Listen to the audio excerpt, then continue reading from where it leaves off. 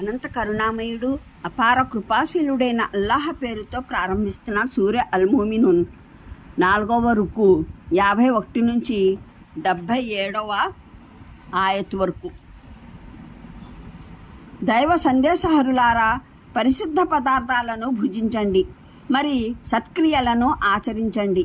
మీరు చేసేదేమైనా అంతా నాకు బాగా తెలుసు. మరి మీ ఈ సముదాయం ఒకే సముదాయం. నేను మీ ప్రభువును కనుక మీరు నాకే భయపడండి. కానీ ఆ తర్వాత జనులు తమ ధర్మాన్ని పరస్పరం ముక్కలు చెక్కలుగా చేసుకున్నారు. ప్రతి వర్గం తన వద్ద ఉన్నదేదో అందులోనే ఆనంద పరవశమై ఉంది. సరే, అయితే వదిలిపెట్టు వీరిని. తమ ఏమరుపాటులో ఓ ప్రత్యేక సమయం వరకు తలమునకలై ఉండని.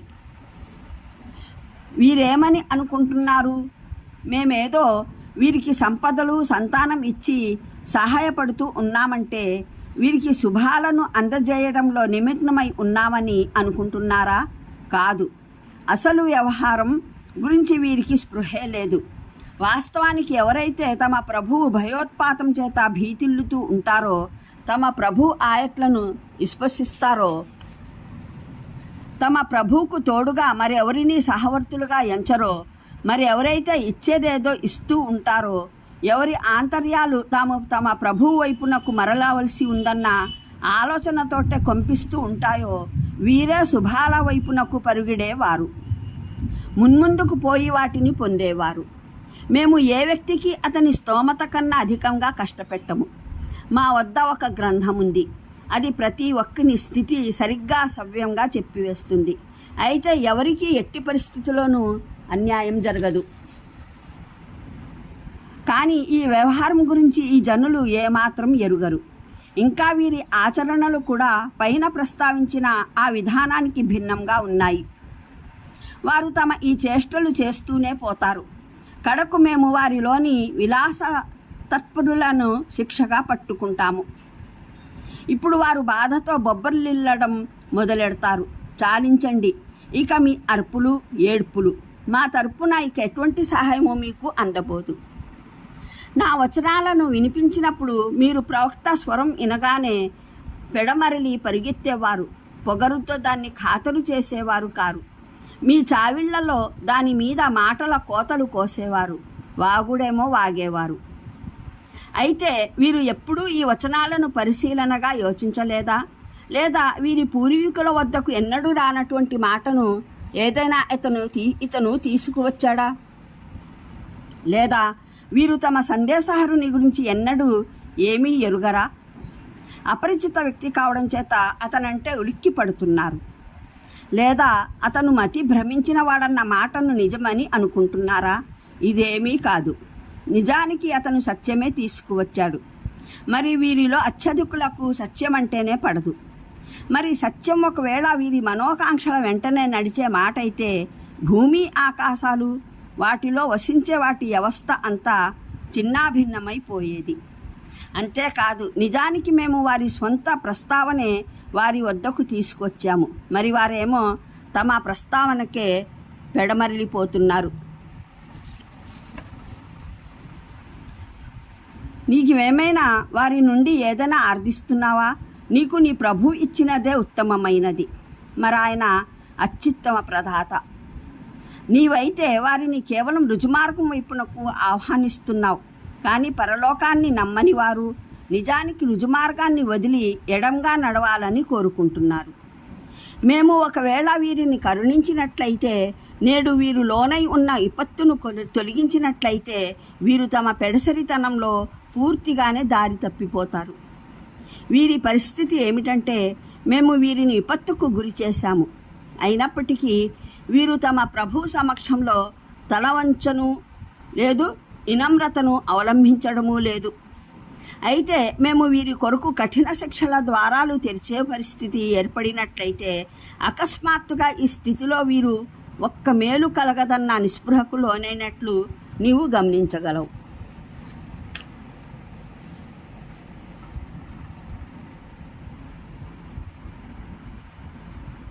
45వ వివరణ. గత 2 రుక్కులు 23, 25 ఆయట్ల వరకు అనేక ప్రవక్తల ప్రస్తావన చేసిన తర్వాత ఇప్పుడు దైవ సందేశ హరులారా అని ప్రవక్తలనందరినీ సంబోధించడం జరిగిందంటే ప్రవక్తలందరూ ఒక చోట ఉన్నారని, వారినందరినీ సంబోధించి ఇది చెప్పడం జరుగుతోందని అర్థం కాదు. దీని ఉద్దేశం అన్ని కాలాల్లోనూ విభిన్న జాతుల్లో విభిన్న దేశాల్లో ప్రభవించిన ప్రవక్తలకు ఈ నిర్దేశనమే చేయబడిందని, వారెల్లరూ దేశ కాలాల వ్యత్యాసం ఉన్నప్పటికీ వారందరికీ ఒకే ఆదేశం ఇవ్వబడిందని చెప్పడమే. తర్వాతి ఆయట్లలో ప్రవక్తలనందరినీ ఒకే సముదాయంగా, ఒకే సంఘంగా, ఒకే వర్గంగా నిర్ధారించబడినందువల్ల ఈ శైలిని ఇక్కడ ఇలా ప్రయోగించడం జరిగింది. తద్వారా అందరూ ఒకే వర్గమైనటువంటి చిత్రం దృష్టిలో నిలుస్తుంది. అంటే వారందరూ ఒకే చోట సమావేశమై ఉన్నట్లు, అందరికీ ఒకే బోధన జారీ చేయబడినట్లు చూపడం జరిగింది. కానీ ఈ భావ ప్రకటనా తీరులోని సూక్ష్మత, సౌందర్యం ఈ కాలపు కొందరు మందబుద్ధులకు అర్థం కాలేదు. వారు దీని ద్వారా ఈ సంబోధన మహానీయ ముహమ్మద్ సల్లల్లాహు అలైహి వసల్లం తర్వాత రాబోయే ప్రవక్తలను ఉద్దేశించిందని, దీన్ని బట్టి ప్రవక్త శ్రీ సల్లల్లాహు అలైహి వసల్లం తర్వాత కూడా దైవదౌత్య పరంపర కొనసాగే నిరూపణ ప్రాప్తమవుతుందనే భావాన్ని ఆవిష్కరించారు. ఆశ్చర్యకరమైన విషయం ఏమిటంటే భాషా సాహిత్యాల సున్నితాభిరుచి పట్ల ఈ స్థాయి జ్ఞానశూన్యులైన వారు ఖురాన్ వ్యాఖ్యానం చేసే సాహసం చేస్తారు. పరిశుద్ధ పదార్థాలంటే అవి స్వయంగానూ పరిశుద్ధమైనవి, మరి హలాల్ ధర్మసమ్మతమైన రీతిలో సంపాదించబడినవి అని ఉద్దేశం. పరిశుద్ధ పదార్థాలు తినవలసిందని నిర్దేశన ఇచ్చి సన్యాసత్వం, ప్రపంచ ప్రియత్వం రెంటి మధ్య ఇస్లాం చూపే మధ్యస్థ మార్గం, సమంజస మార్గం పట్ల సంకేతం చేయడం జరిగింది.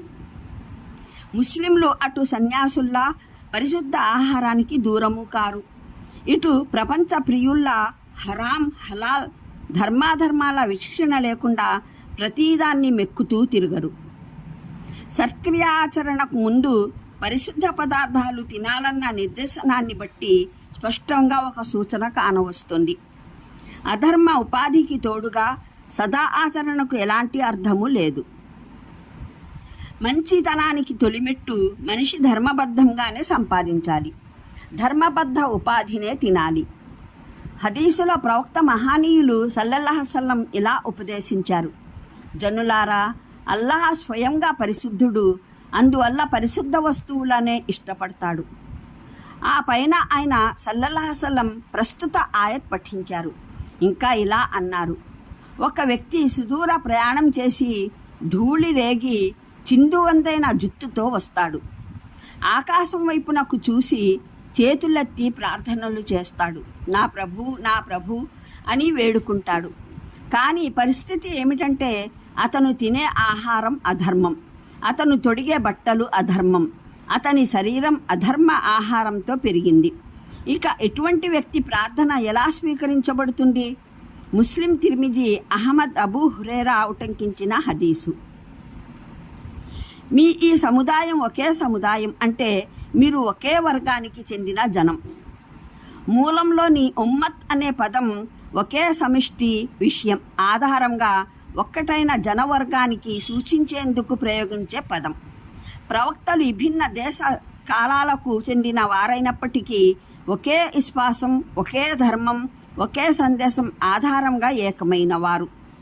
అందువల్ల వారినందరి సముదాయం ఒక్కటేనని సెలవీయడం జరిగింది.